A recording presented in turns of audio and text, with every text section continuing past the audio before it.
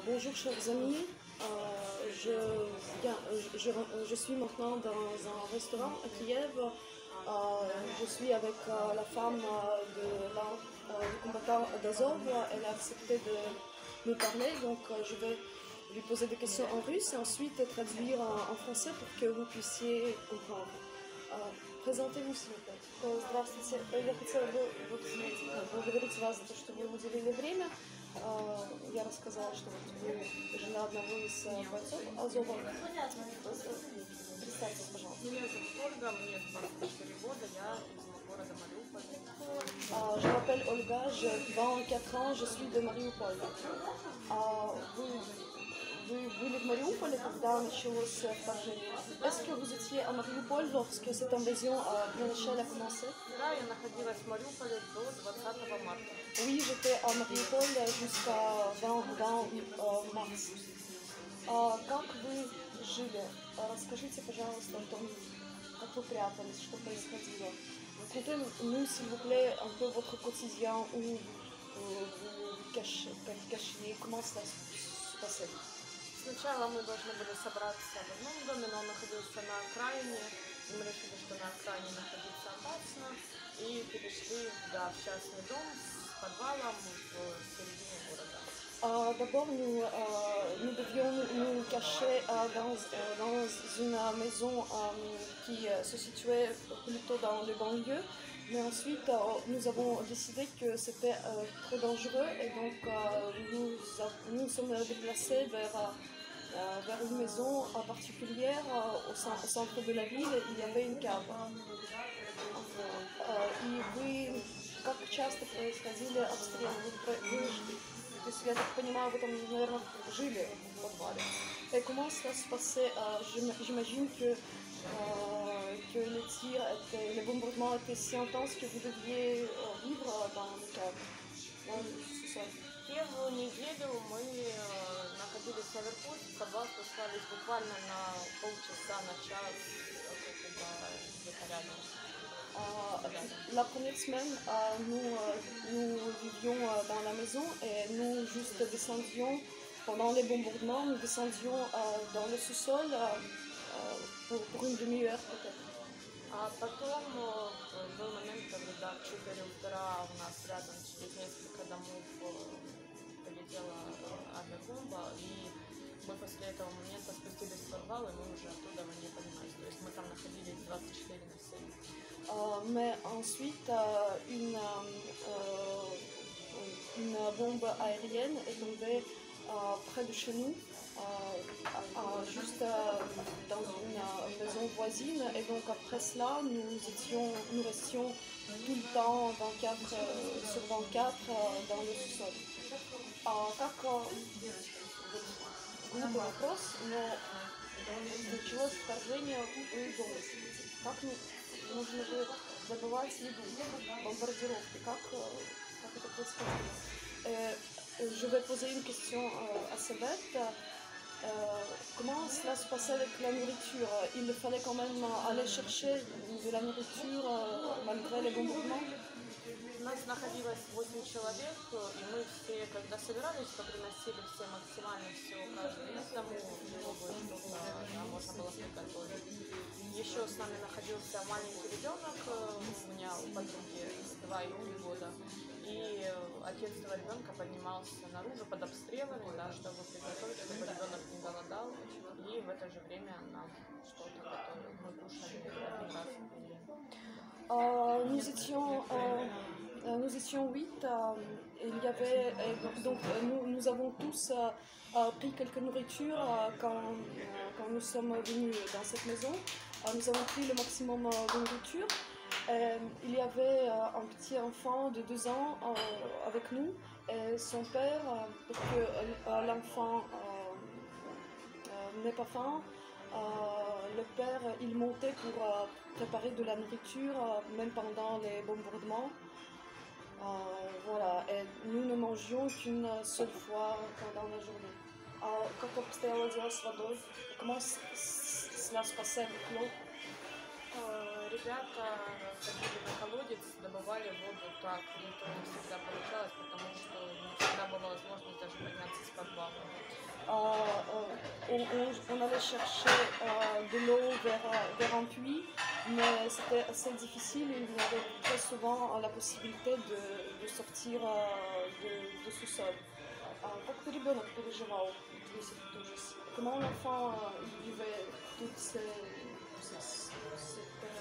Каждый громкий звук, она подбегала к кому-то из нас, хватала за руку, если мы, да, поднимались наверх, там, творить или что-то еще, она хватала кого-то за руку и бежала к подвалу и показывала, что нужно спускаться туда, у нее очень сильный, там, большой стресс.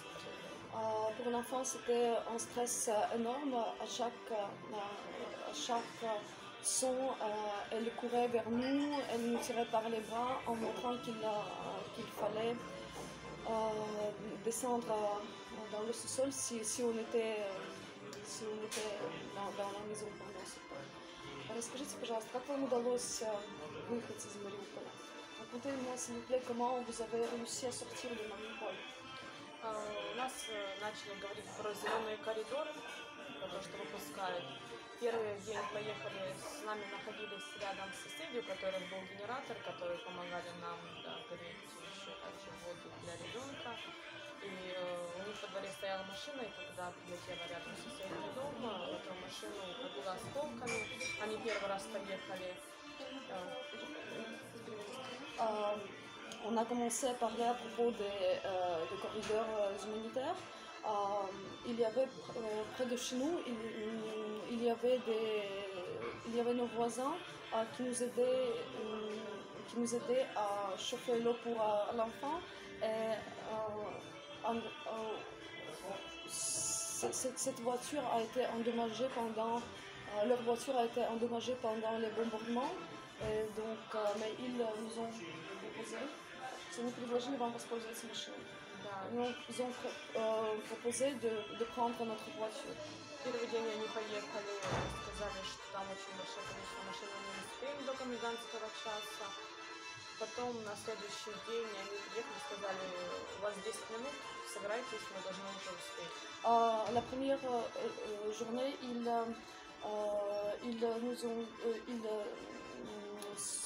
sont allés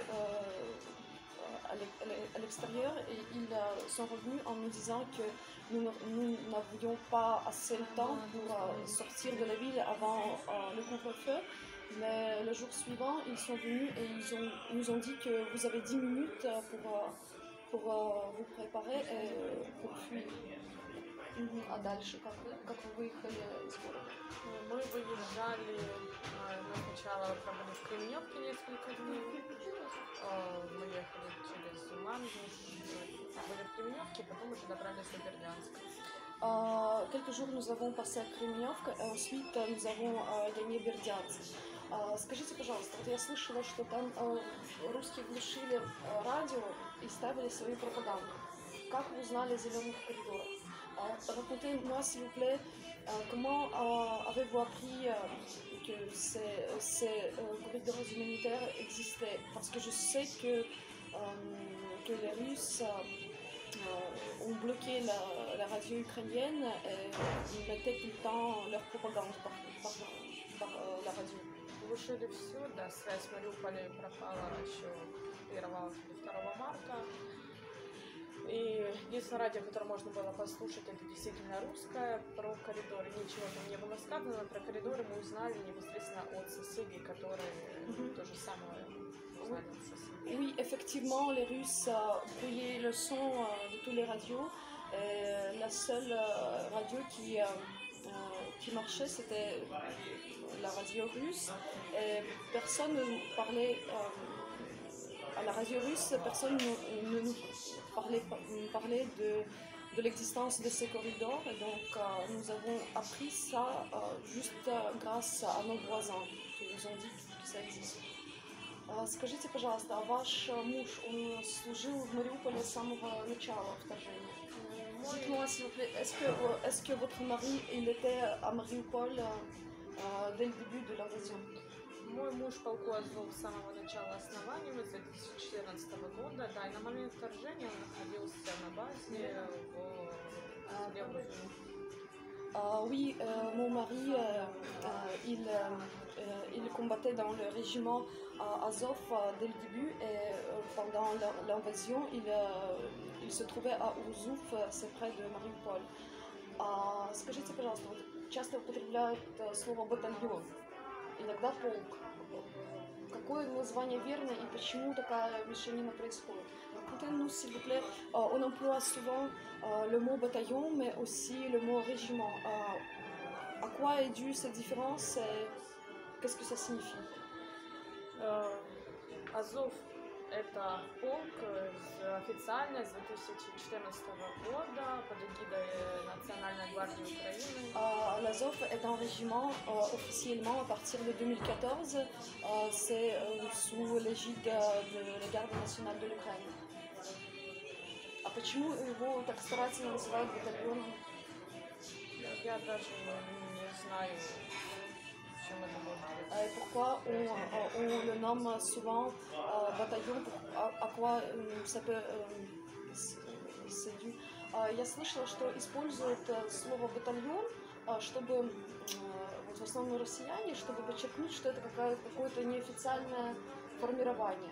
J'ai entendu que les Russes utilisent plutôt le mot bataillon pour mettre en relief qu'il s'agit d'une formation non officielle. Est-ce que c'est vrai? Это неофициальный полк, это, да, 2014 года. Non, c'est un régiment officiel, comme je l'ai déjà dit, à partir de 2014. То есть можно сказать, что это делается, чтобы отнять этот официальный характер. Donc on peut dire qu'on appelle ce régiment, que les Russes appellent ce régiment comme bataillon pour retirer ce sens officiel. Еще расскажите, пожалуйста, сейчас, когда вы последний раз общались с вашим мужем? Racontez-nous, s'il vous plaît, comment avez-vous parlé à votre mari la dernière fois?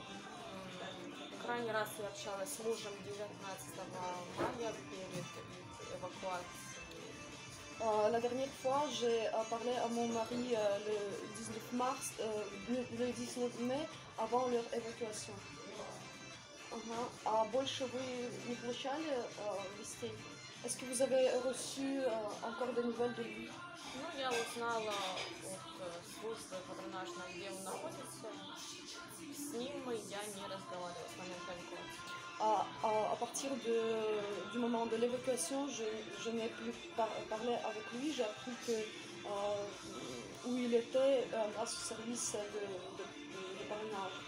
Он сейчас в плену на российской стороне. Он сейчас эвакуирован.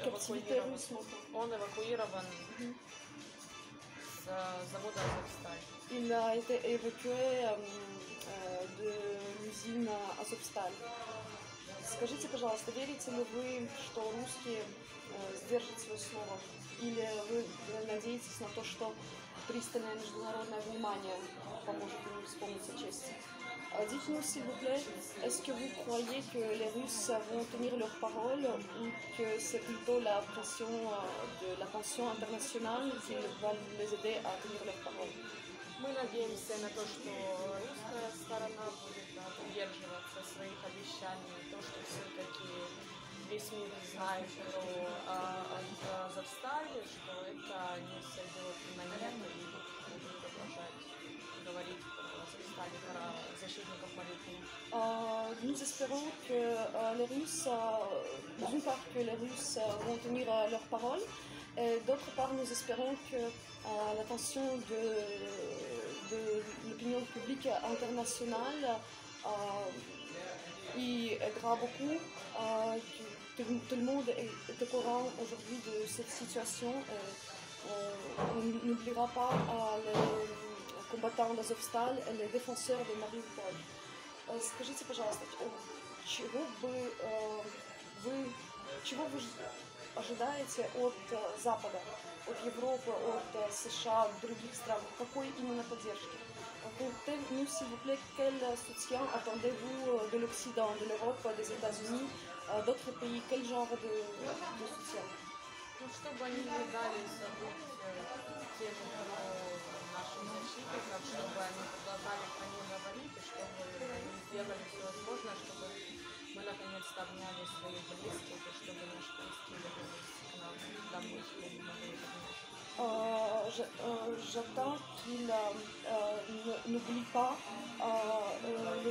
ce sujet, qu'il n'oublie pas les combattants les défenseurs de Mariupol, qu'on continue à parler de ça et qu'on fasse